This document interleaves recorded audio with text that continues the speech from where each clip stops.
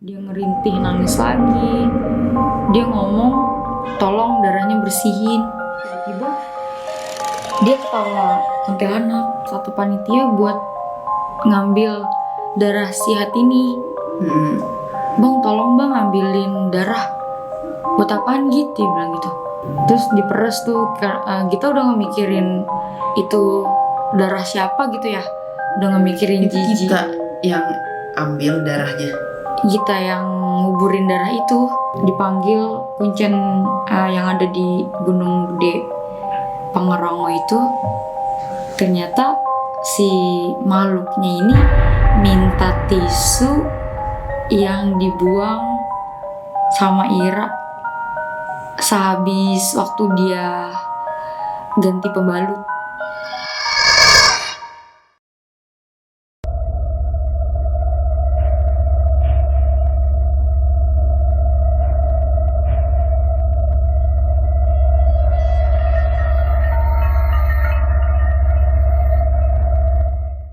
Oke teman-teman, sebelum lanjut ke video ini, terima kasih yang sudah subscribe, like, dan komen. Semoga kalian yang menonton video ini sehat selalu dan dimurahkan rizkinya.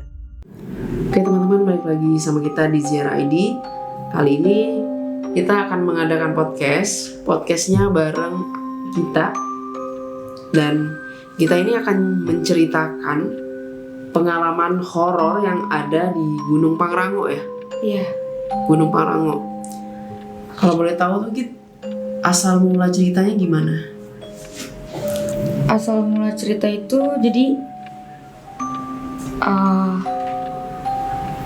teman ngadain open trip dan kita ikut bareng mereka. Sebelum H-1 kita dapat mimpi dulu. Kita dapat mimpi, dan mimpinya itu kayak nggak jelas gitu gambarnya. Biasanya kan sebelum ke gunung kan kayak dapat gambarannya tuh jelas gitu ya. Tapi kali ini nggak jelas. Oke. Nggak jelasnya itu kayak gimana maksudnya? Kayak kaset kusut gitu kan, gimana sih, kayak set hilang terus set hilang gitu. Emang biasanya jelas gitu? Biasanya jelas, kayak kita ke gunung ini kayak dikasih unjuk, entah itu nyasar, entah itu ada kejadian apa gitu. Ini yang mengalami mimpi sebelum naik gunung ini hanya Gita doang apa teman-teman kita juga ada yang kayak gitu? Kita doang sih. Gita doang ya? Iya. Oke. Terus selanjutnya? Setelah mimpi itu H-1 ya. Pas keesokan harinya kita jalan jam 8 malam buat menuju ke base camp Gunung Gede Pangrango via Cibodas itu. Kita jalan. Nah, dari rombongan itu ada yang naik motor juga. Kita tanyakan ya, dari sana ada yang naik motor nggak? Terus dia bilang ada. Gitu, telepon orang itu. Terus dia bilang duluan aja gitu, dia bilang gitu. Gitu duluan, jalan pelan-pelan. Tiba-tiba udah ada di pom terakhir puncak. Kita udah sampai situ. Pas kita berhenti, kita telepon lagi dia masih ada di Tugu Kujang. Terus kita istirahat sebentar di pom itu. Kita tanya tuh ke teman kita, namanya Konak ya, panggilannya Konak. Lu udah sering naik ke gunung ini? Karena posisinya kita perdana kak, belum sama sekali pernah ke gunung ini gitu. Terus kita tanya ke dia, lu udah pernah naik ke gunung ini? Udah 3 kali, dia bilang gitu. Serius? Kita bilang gitu. Iya udah 3 kali. Tapi tadi dikasih Sherlockan ya. Coba deh lihat berapa menit sih dari sini ke base camp itu. Pas kita lihat 16 menit tuh. Terus dia bilang mau nunggu di sini atau nunggu di warung-warung dekat-dekat base camp situ. Terus kita bilang jalan aja deh biar cepet sampai sana, karena kan setengahnya dari mereka ada yang naik mobil. Kita jalan, lihat maps itu, tapi maps itu udah kayak nggak digunain gitu Kak, terbuka, cuma kayak pandangannya tuh udah ngobrol, terus kayak nggak ngeh sama jalanan manapun gitu. Nah tiba-tiba pas ngikutin maps itu, pas di jalanan mana ya, itu maps kayak nunjukin belok kanan gitu. Cuman nggak kedengeran gitu, tapi kayak aneh aja. Kok ini maps kayak nunjukin harus belok kanan gitu, tapi teman kita tetap lurus gitu. Nah tiba-tiba nggak tahu di gang mana itu udah jalanan sepi. Masuk ke gang itu banyak kuburan, dan kita tanya ke dia, ini beneran gangnya? Terus dia bilang, iya benar, dia bilang gitu. Serius lo gitu-gituin? Serius?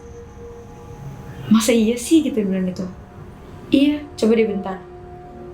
Terus kita telepon tuh akang-akang base camp yang kita kenal di situ. Pas kita telepon, dia minta VC, kita kasih unjuk. Ternyata itu udah jauh banget Kak, udah hampir mau ke Bandung. Terus dia bilang muter. Itu posisinya emang kalian nggak sadar ngeliat maps itu? Iya, karena kita atau maksudnya ini kan maps ya, maksudnya kan diarahkan. Kalian nggak melihat maps itu, atau memang kalian jalan terus aja gitu? Jalan terus aja. Nggak melihat maps? Nggak ngelihat, tapi maps itu ada di sebelah kiri tangan kita. Karena kita berpikirnya, dia udah tahu ini udah 3 kali gitu. Jadi kayak nyerahin buat dia tuh bertanggung jawab gitu. Nah pas udah ditelepon orang BC sana, dia kasih tahu kalau itu udah kelewat jauh banget, hampir 2 jam lah. Nah dikasih tahu patokannya apa. Pas sampai di base camp itu hampir jam 2 malam. Nah teman kita yang tadi duluan, dia nanya tuh, kok lu nyampenya belakangan sih? Terus kita langsung jawab, iya gue nyasar, kita bilang gitu sambil ketawa-ketawa. Dia bilang, nyasar? Iya nyasar. Terus si teman kita ini ngomong, iya cewek mah emang goblok banget ya kalau megang maps gitu. Kayak kita tuh disalahin gitu. Nah dari situ kita diam aja. Kita diam, istirahat, singkat cerita istirahat. Mulai pendakiannya tuh keesokan harinya. Oke, keesokan harinya jalan ke gunungnya itu posisinya jam berapa? Jam 8 pagi. 8 pagi kumpul tuh? Iya, jam 8 pagi disuruh sarapan dulu. Setelah sarapan berdoa, baru mulai trek perjalanan. Jalan jam 8 itu biasa aja tuh, masih biasa aja. Pas setelah pos Simaksi,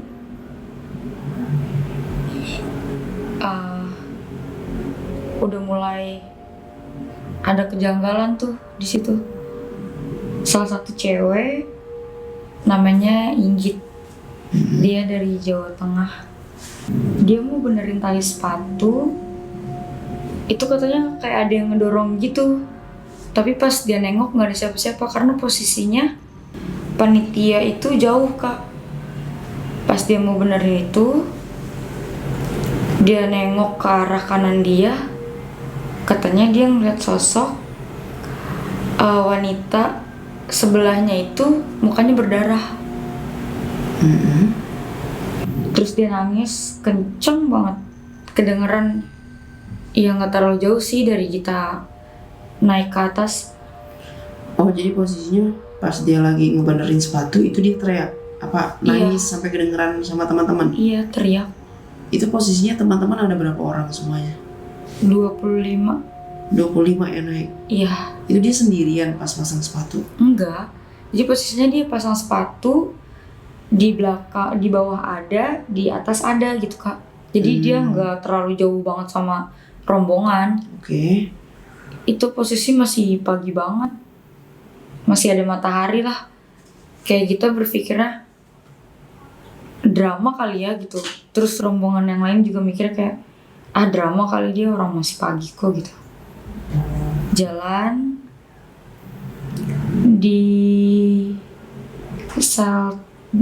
HM berapa gitu, ada pendaki lokal dari situ nanya ke salah satu panitia yang rombongan kita, misi bang, dia bilang gitu. Si panitia jawab, iya bang, ada yang lagi head ya. Terus si panitia kita langsung nanya tuh, Git, lo lagi head?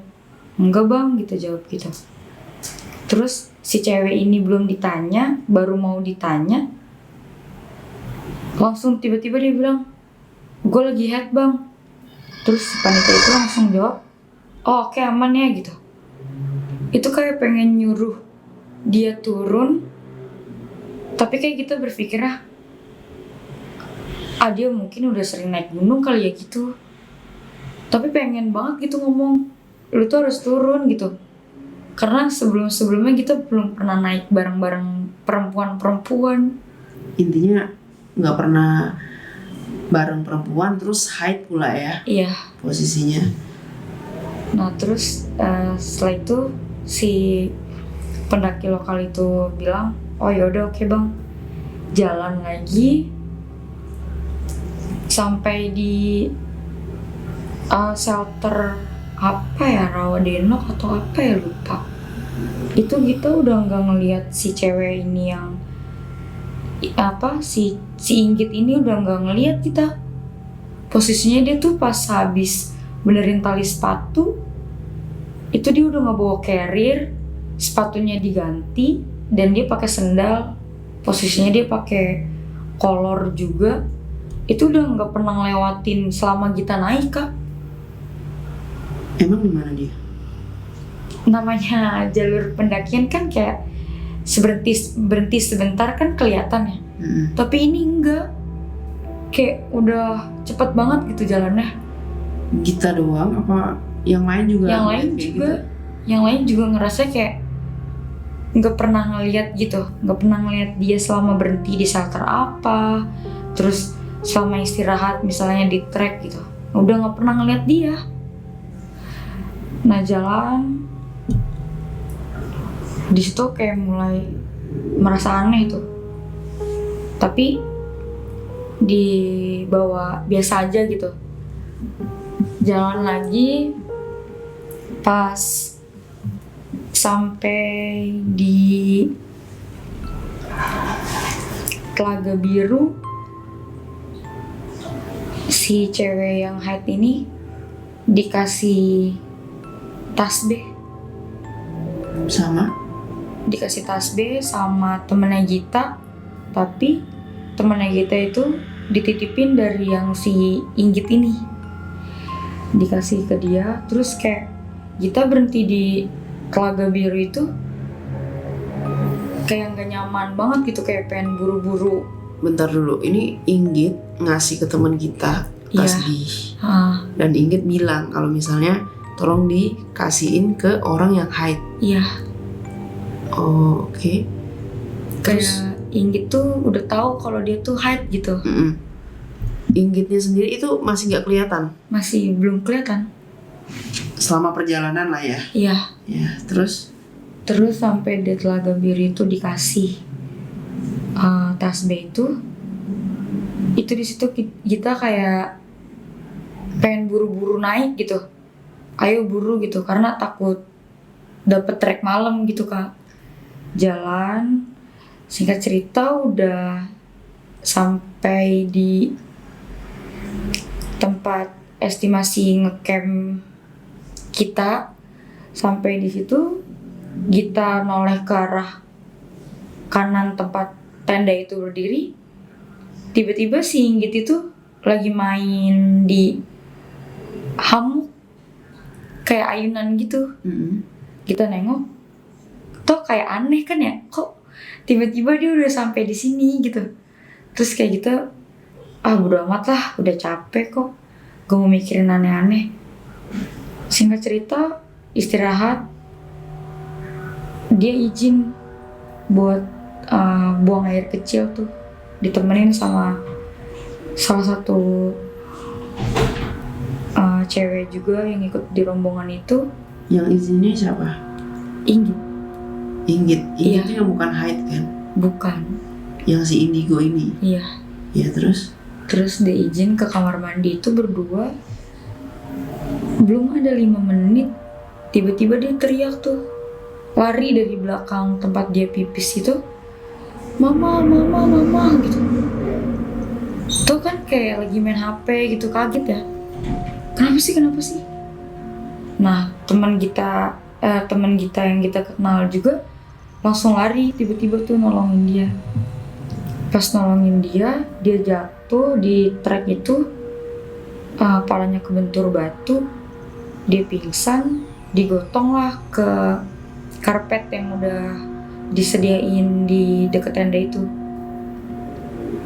Terus teman kita panggil kita. Kita bangun, keluar dari tenda, kita samperin, kita bilang tuh, kenapa bang? Tolong deh pelukin si cewek ini.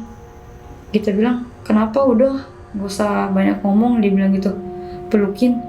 Pas posisi kita melukin itu, si teman kita ini ceritanya kayak mau sholat gitu Kak.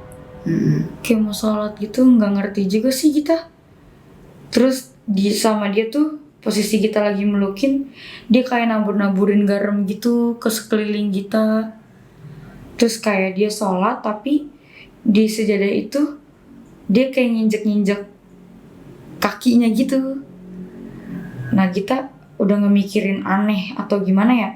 Pas kita coba meremin mata kita nemu sosok yang ngikutin dia dong. Itu dia kayak nampakin mukanya tuh, terus kayak sambil melotot gitu. sosoknya kayak apa emang?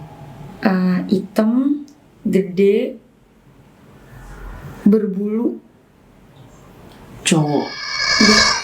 Tapi dia cuma nampakin mukanya doang gitu. Setelah dia tahu berbulu-bulunya tuh, pas udah selesai dia masuk dari kita gitu.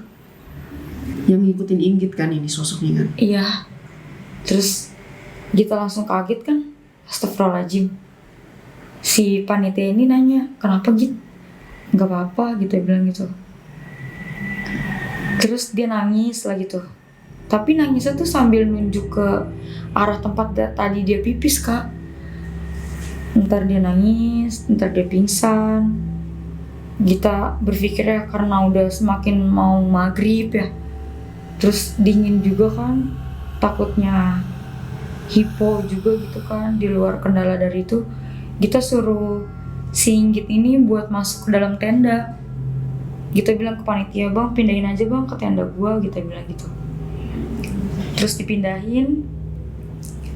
Pas di tenda kita itu yang nemenin cuma 3 orang, 2 panitia sama kita tuh. Mulailah dia nangis lagi. Dia nangis lagi. Itu sambil kayak ngerintih, perutnya tuh sakit Kak. Kayak dia bilang, mbak perut Inggit sakit mbak perut Inggit sakit, dia bilang gitu. Di situ kita minta ke salah satu panitia juga, tolong diambilin 1 butir bawang putih, kita bilang gitu. Buat apa? Enggak, ini buat ngolesin perutnya doang, kita bilang gitu kan ya. Karena ya kita udah berpikir jauh ke situ sih. Terus dia bilang nggak ada. Terus dia pingsan lagi. Tiba-tiba dia ketawa kuntilanak. Dia ketawa kuntilanak. Tapi sambil ngerintih, nangis juga Kak. Terus dia sambil kayak meluk kita kencang banget. Tapi mukanya tuh udah beda dia. Berarti itu dia kesurupan lah ya pas Iya. saat itu. Terus posisi orang-orang yang ada di situ keluar semua pas dia kesurupan. Jadi itu sibuk Kak. Jadi nggak semuanya ngurusin dia. Yang beberapa ngurusin si Inggit. Terus beberapa orang lagi ngurusin yang hipo. Ada salah satu cowok hipo. Terus ada yang ngurusin dia cuma halu ngelihat makhluk apa gitu. Terus ada juga yang ngurusin si yang head ini. Jadi semuanya tuh berperan gitu. Intinya semua sibuk masing-masing Iya. lah ya. Ada yang sholat juga. Nah, terus udah selesai dia mulai pingsan doang tuh ya.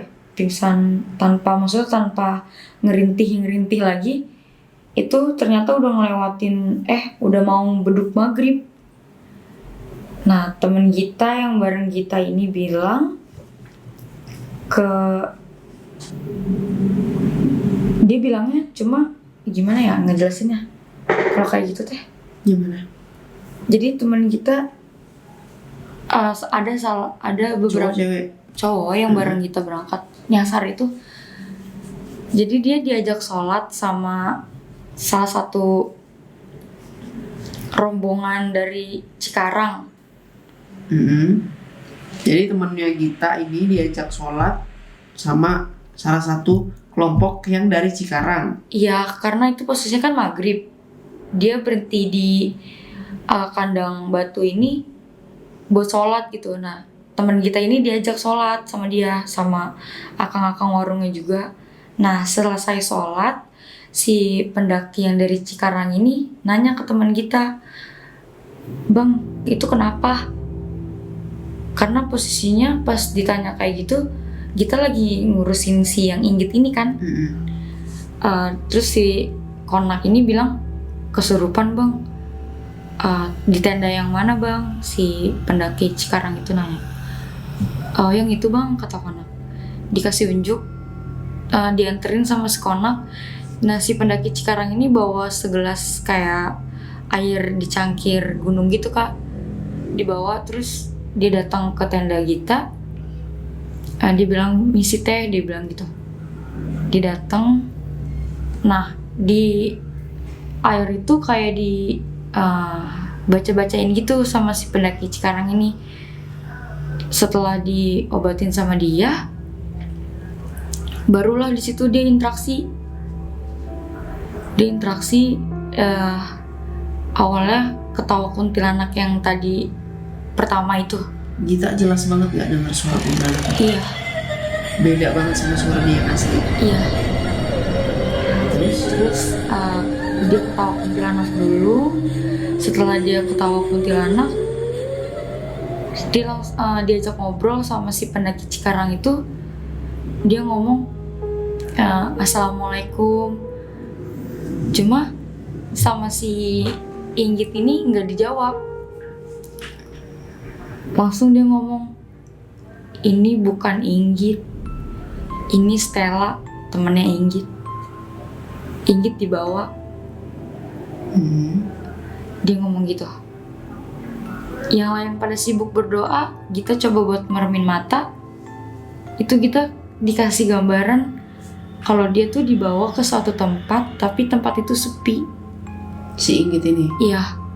Jadi kita kayak berpikir kalau misalnya raganya dia dibawa, terus banyak makhluk-makhluk lain kan, Allahualam gak bisa ketolong ya. Tapi ini kita lihat kayak masih bisa ketolong tuh. Gak lama dia bangun, tapi masih setengah sadar gitu Kak. Dia setengah sadar, langsung ditanyain sama orang tuanya. Bahasanya dia tuh kayak buat benteng gitu. Bahasanya si Inggit ini? Bahasanya pendaki yang dari Cikarang ini. bahasa pendaki dari Cikarang bilang dia buat benteng. Iya, buat Yang ngebentengin Inggit ini. Mm-mm. Terus dikasih unjuk nama orang tuanya. Setelah dikasih unjuk nama orang tuanya, dia udah mulai pingsan biasa. Terus si pendaki Cikarang ini nitip pesan tuh, kalau misalnya Inggit kayak gini lagi, suruh dibacain salawatan aja, kata dia gitu. Terus nggak lama dia pamit buat ngelanjutin pendakiannya lagi. Nah setelah pendaki yang dari Cikarang ini pergi, si Inggit mulai masuk lagi, mulai kerasukan lagi kan. Dia ngerintih, nangis lagi. Dia ngomong, tolong darahnya bersihin. Dia ngomong gitu. Terus kita bilang, karena posisinya dia kayaknya setengah sadar itu. Mau dibersihin kayak gimana? Kita bilang gitu. Mau dikubur? Kita bilang gitu kan ya. Terus dia bilang, kayak dia ngangguk-ngangguk kepala gitu. Oke, berarti intinya si Inggit ini kerasukan untuk ngasih tahu si yang lagi haid ini. Iya. Jadi intinya kan itu, intinya dia minta untuk dibersihkan. Iya. Oke, setelah itu apa lagi selanjutnya? Setelah itu pas dia bilang minta bersihin darahnya itu, kita minta ke salah satu panitia buat ngambil darah si Hat ini. Bang, tolong bang ambilin darah. Buat apaan gitu? Dia bilang gitu. Enggak, ini disuruh sama Inggit, udah buruan. Pas dia ambil darahnya ke Inggit, terus bikin kayak lubang gitu, terus diperes tuh. Kita udah ngemikirin itu darah siapa gitu ya, udah ngemikirin Itu jijik. kita yang ambil darahnya. Kita yang nguburin darah itu. Kenapa bukan dia yang nguburin? Dia juga nguburin, maksudnya kita ngebantuin meresin pembalut itu juga. Terus kita bantuin itu, tinggal satu pembalut lagi, langsung dia berdiri buat ngebrontak, lari ke arah yang tempat tadi dia pipis. Lari, Iya. bener-bener lari. Mau kayak ngebrontak gitu, mau lari ke arah itu. Terus kita ngomong, kita udah gak mikirin itu di gunung atau gimana ya, karena udah gak bisa nahan emosi juga. Kita langsung bilang, istighfar anjing, kita bilang gitu. Gak usah diikutin, kita bilang gitu. Terus gak lama kita seret dia buat masuk lagi ke dalam tenda. Akhirnya dia pingsan lagi. Nah pas darahnya itu diambil sama salah satu panitia, yang haid ini kerasukan juga ternyata. Si yang haid ini kerasukan, teman kita yang ngejagain, dan sama kerasukannya si suara kuntilanak ini juga. Nah setelah itu, singkat cerita, udah mulai aman gitu ya situasinya. Udah mulai mau makan, dia juga udah mulai nyanyi-nyanyi.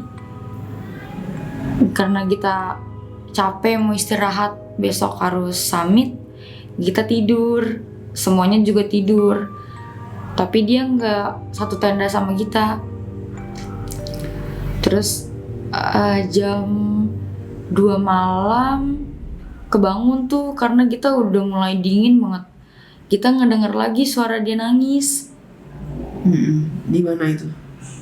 Dia kan tendanya kan tenda kita, terus teman kita ngelewatin 2 tenda lah, baru tenda dia. Dia nangis lagi, kita kayak mikirnya, bodo amat lah, capek gue ngurusinnya gitu.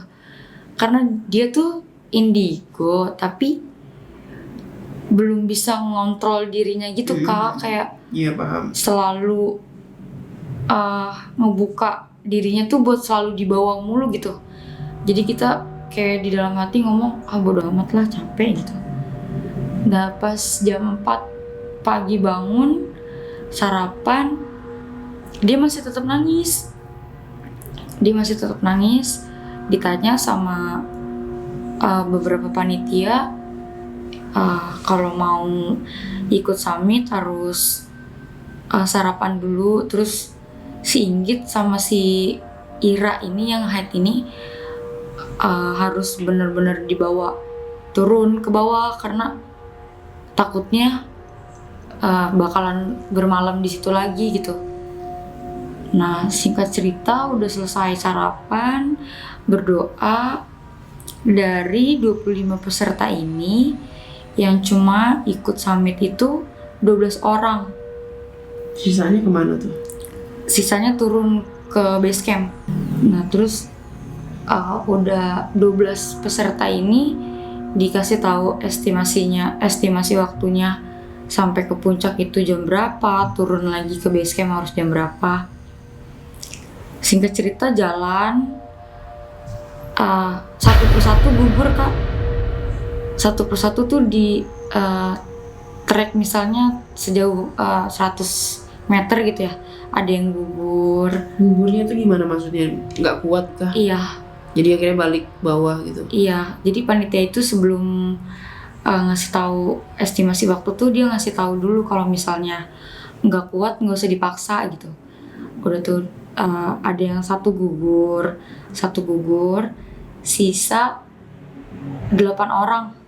Dari 12 itu sisa 8 orang. Termasuk kita lah ya yang 8 orang itu. Iya. Nah, pas sampai di 1,5 jam lagi Mandalawangi kalau nggak salah. Itu kita hipo katanya. Kita hipo. Ditolongin sama panitia yang nge-backup kita bangun langsung kaget kan karena teman kita mana gitu. Terus dibilang si Konak jalan ke puncak gitu, dia bilang gitu. Itu pas kita bangun posisinya di sekeliling kita tuh udah rame Kak. Ada 10 orang, termasuk pendaki Cikarang yang semalam ngebantuin Inggit itu. Dia ngebantuin kita, dikasih tahu sama mereka, dia ngebantuin kita dan dia lanjut perjalanan ke atas puncak, kita turun ke bawah. Singkat cerita udah sampai di base camp, kita baru sampai di base camp belum cuci kaki, cuci muka ya, karena posisinya mau maghrib. Kita masuk naruh carrier ke dalam base camp, si Inggit sama si Ira ini kesurupan. Masih tetap kesurupan ya? Kesurupan lagi. Terus dipanggil Kuncen yang ada di Gunung Gede Pangerongo itu. Ternyata si makhluknya ini minta tisu yang dibuang sama Ira sehabis waktu dia ganti pembalut. Oh, oke. Berarti itu di tengah perjalanan ya saat dia buang itu kan? Iya, nggak tahu, kita semua nggak tahu sebenarnya dia buangnya kemana. Pas kita tahu itu setelah si makhluk ini ngomong. Jadi intinya si Ira ini buang sembarangan ya tisunya? Iya, buang sembarangan juga. Terus sama dicuci di aliran gunung itu juga.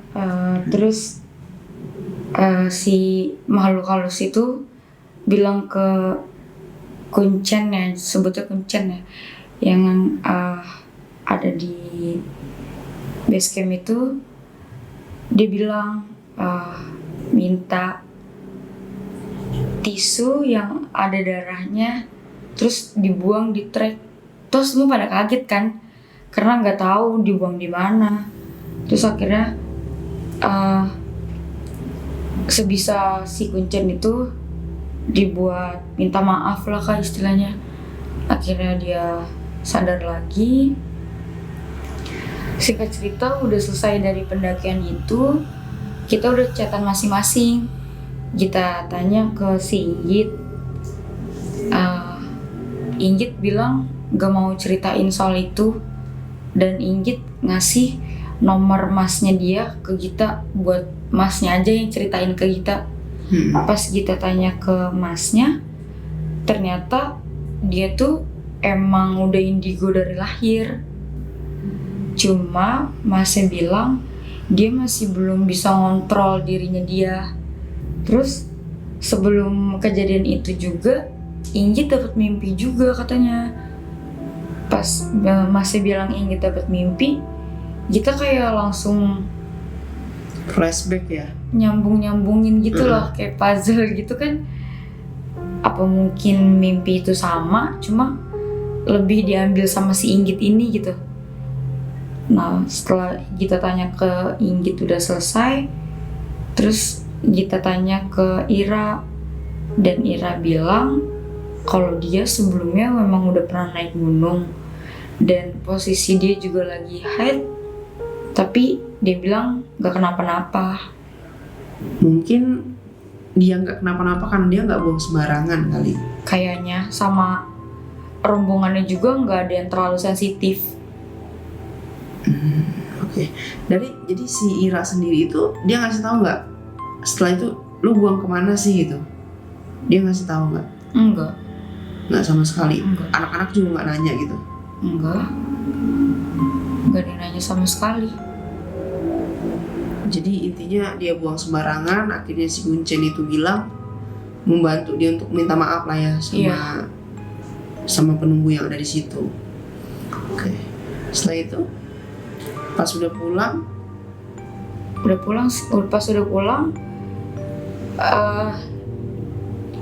kita mau minta sedikit ceritanya ke Inggit, nggak pernah dikasih karena kalau misalnya dia ceritain sedikit tentang cerita itu, kayak dia tuh selalu didatengin sama penunggu yang ada di gunung itu gitu. Udah habis itu lost contact kita. Jadi sampai situ doang tuh ceritanya. Berapa hari sih itu totalnya? 2 hari, 1 hari 1 malam. 1 hari 1 malam ya? Iya. Singkat tapi kayak udah lama banget ya, ngerasain gak? Kayak lu cuman sehari pergi tapi kayak seminggu. Iya, dibilang gimana ya? Kalau kita cerita ke orang yang nggak tahu gitu ya, kayak lu apaan sih gitu. Tapi kayak dibilang bohong, tapi kita yang ada di kejadian itu kayak ngerasa nyata gitu. Nggak tahu juga sih itu. Nggak, maksudnya kan si kita kan pergi ke gunung itu sehari, 1 malam 1 hari kan. Tapi kita ngerasain nggak kayak, kok gue kayak lama banget ya di gunung? Lama banget sih enggak, cuma kayak pengen buru-buru aja gitu turun. Malah pengen buru-buru turun.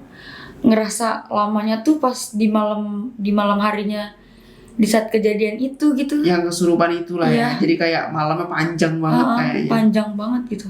Ya. Oke. Terus pas di sana, pas udah dari gunung tuh nggak nikmatin dong. Jadinya pengen cepet turun aja. Iya, harusnya nyari ketenangan gitu ya. Ini malahan ya kena mental kayaknya. Tapi nggak kapok kan di gunung? Nggak kapok sih, cuma kalau buat balik ke gunung itu lagi belum sampai sekarang sih. Nggak mau lagi Belum lah ya? pernah mau lagi ke gunung Itu kejadiannya kapan, baru-baru ini apa? 2 bulan yang lalu. 2 bulan yang lalu? Iya, Next mau naik ke gunung apa lagi? tergantung kantong kayaknya. Oke, jadi intinya kan cerita dari si Anggita ini ngomong kalau misalnya saat dia pergi, salah satu kelompoknya itu sedang haid dan dianya malah nggak bisa menjaga itu, tapi malah membuang sembarangan. Padahal di gunung sendiri kan itu tempat yang sakral juga ya, maksudnya orang-orang udah pada tahu lah gimana mistisnya gunung, dan kita pun nggak boleh sembarangan ngomong, nggak boleh sembarangan perilakunya, macam-macam hal. Tapi si Ira ini orang yang berani juga sih, maksudnya dia udah tahu dia haid tapi malah dia tetap naik gunung. Udah itu dia juga nggak menjaga kesucian dia sendiri, maksudnya nggak menjaga, itu kan kotor ya darah ya, maksudnya sembarangan lah, seperti itu sih. Boleh lu naik gunung, cuma jangan sampai dicuci di aliran gunung itu gitu. Iya pasti. Boleh naik gunung, cuma kayak lu ganti pembalut, ya udah dimasukin ke kantong kresek, dibawa turun, jangan sampai dicuci lagi di aliran gunung itu. Karena kan namanya itu darah haid ya, darah kotor, jadi harusnya udah paham lah, nggak perlu dikasih tahu lagi ya harusnya ya. Maksudnya mereka udah paham lah cerita itu. Oke, Gita, menarik banget cerita dari Gita, cerita tentang Gunung Pangrango saat itu. Next kita bakal nyari cerita-cerita horor lagi, dan kalian boleh nih, misalnya kalian punya cerita horor, kalian punya pengalaman mistis, kalian boleh kirim email ke kita atau DM ke IG kita. Nanti kita akan undang ke podcast kita. Oke. Itu aja ya gitu ya ceritanya gitu ya. Semoga nggak kapok naik gunung ya. Amin.